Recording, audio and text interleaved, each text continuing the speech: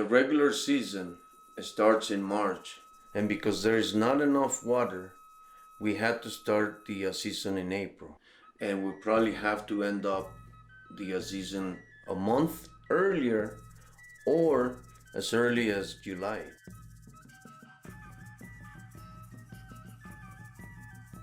We're not going to go any other place.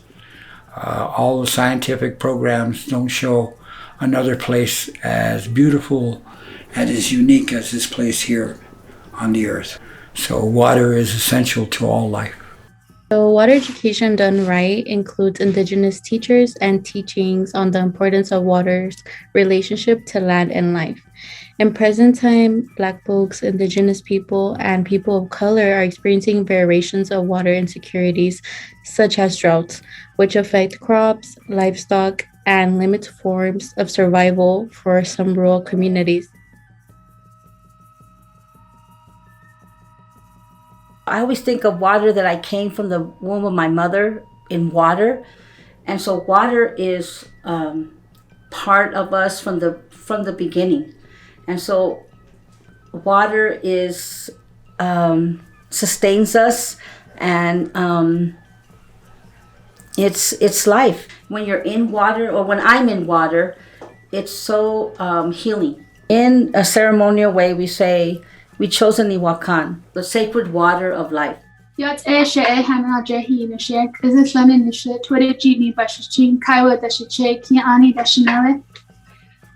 is important to me because it is my clan. I am born for bitter water, and it is in my blood an identity that has been running since the beginning of the earth, made by the Creator. Water to me means a vibrant force of life. We pray for it and thank it for blessing us with strong crops, healthy animals, and clarity.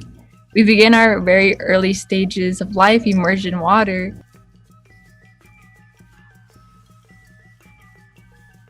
People view water and the land and earth as rather like an extension of themselves. So incorporating their perspectives, their understanding to the relationship when it comes to water, land, and the earth is important when trying to come up with new solutions or envisioning new futures. So incorporating that Indigenous perspective or simply one's personal relationship.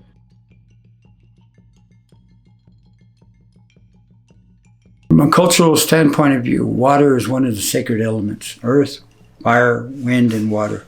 So without any one of those sacred elements, life wouldn't be possible here on the Earth Mother. When you look into the ocean, do you see the life, the beauty, the spectacular world she holds in her veins? The ebbing and flowing on the shore, waves coming up every few seconds, washing away the sandcastles we build, still taking animals back into the blue. Water sits in every crevice that we don't see, creating such beauty that we overlook.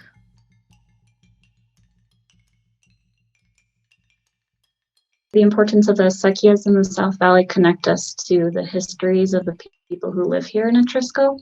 It connects us to the shifts of power that have occurred throughout the centuries, but also it reminds us of a retention of certain autonomies that we are able to keep in control of our own water and our land.